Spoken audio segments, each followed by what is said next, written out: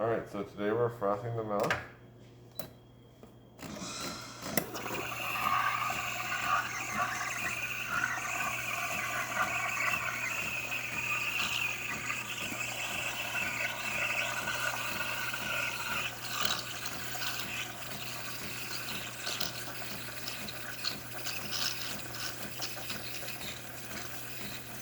You can see it expanding.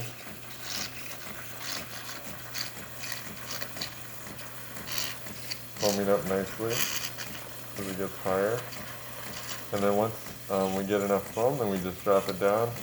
And I'll just, until I go hot enough so I can't hold it anymore. That's good. And I'm just going to pour it in a cup quick, just to show you the quality of the foam.